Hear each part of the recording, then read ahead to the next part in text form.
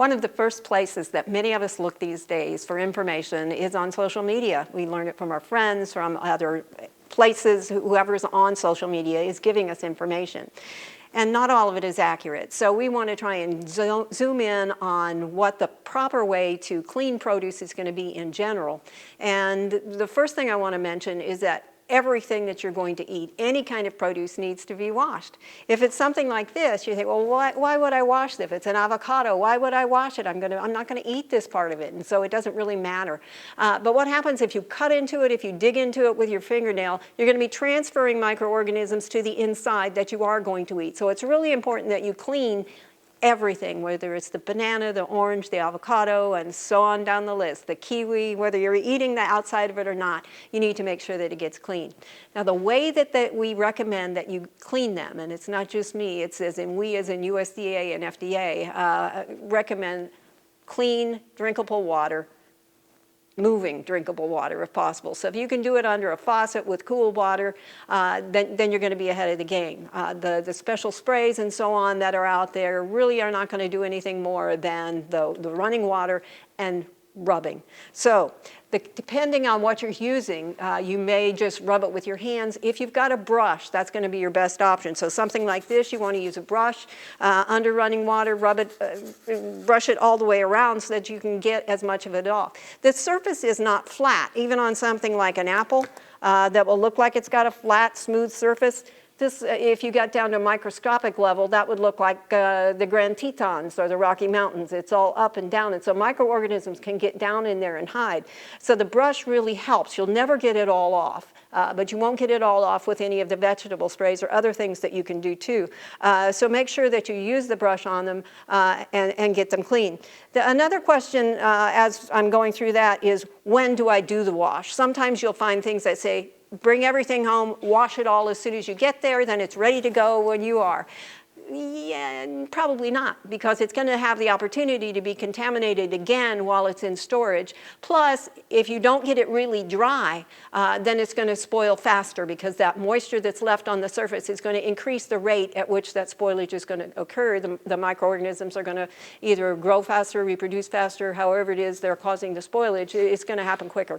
So making sure that if you're going to do that, make sure you dry it really well. And there are some things you just shouldn't do that to. An apple and an orange, maybe if you've got your vegetable bin or your fruit bin cleaned out really well, you could do that. But something like strawberries or grapes, they're going to spoil really fast if you do them. So the strawberries, blueberries, blackberries, raspberries, those you wash right before you're ready to use them, not as soon as you bring them home from the market. And the next question is, how do I wash some of these others? And do they need to be washed? Here I have a bin full of lettuce. This has on it washed and ready to eat.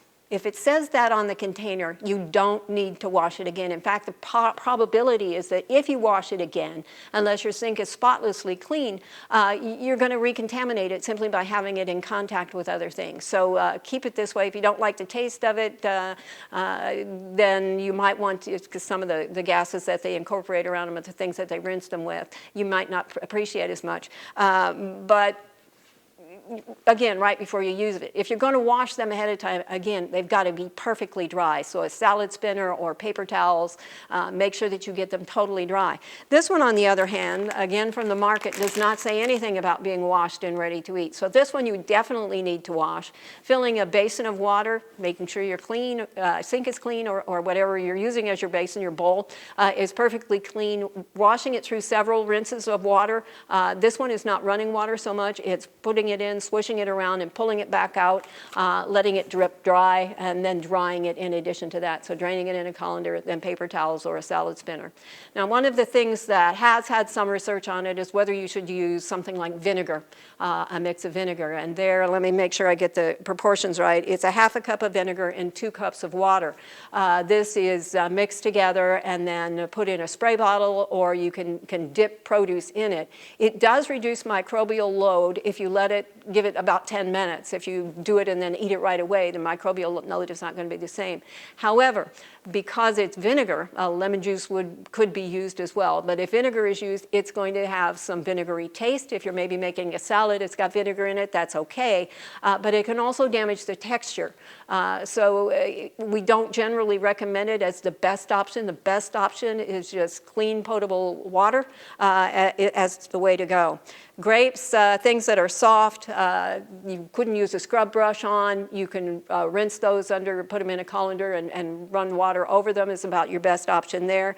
With something like a cucumber, you can gently use a brush or you can peel. Now this is something that's an option for many kinds of fruit. Obviously, we're going to wash this first. If you're going to peel, you wash it anyway, then you peel it, and then you can rinse it again to remove anything as your hand moved around it. You want to make sure that the bacteria that might have been on your clean hand from handling the fruit or vegetable in the first place doesn't get back on it as you peel it off.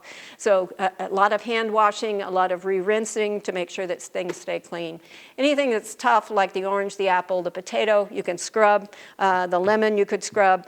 A cantaloupe, all melons need to be scrubbed. We've had instances with salmonella being contaminated on the outside of those, and the issue again is when you pull the knife through, you pull the bacteria through. So scrub that before you cut it to make sure that it's you've added as much safety to it as you can. Something like broccoli, if you harvest it out of your garden, you may be soaking it in salt water in order to pull any worms and other bugs out. And that's appropriate. Things like cauliflower as well. But if you're going to the market, you're much less apt to find those, and so you don't need to soak it in salt water, but you do need to make sure that you've run it under cool water and made sure that you get into the buds themselves and through here. And then if you cut it up, you can rinse it again to make sure that it's cleaned again to some of those places that you might not have been able to reach. There's a little bit of technique for almost everything that we have. With something like a mushroom, here we can use a damp paper towel. You wouldn't use a sturdy brush, but a damp paper towel can clean that for you so that you get as much of the soil that's on it as well as the microbes on it that might be there. As I said, there's a little bit of a technique for almost everything that we wash, but the general rule is make sure your hands are clean, make sure you wash the outside of the produce to get any soil off, and this should be done inside. The temperature of the water should be no more than 10 degrees colder than the produce itself. If it's colder than that, then the bacteria in the water may be pulled into the produce. So watch that if you're bringing things in fresh out of the garden and you're using water from inside that may be too cold for what you're doing right now. Make sure that you get everything clean. Cold running water whenever possible, scrub brush on anything that can handle it, and then gently clean everything else as close to when you're ready to serve it as possible. Keep everything that's going to touch the produce clean as well, so if you haven't cleaned that vegetable or fruit bin out for a while, it's a good time to get that done. I hope you'll take these into account as you go through your daily life of preparing vegetables. This is Barbara Brown. Keep your produce clean.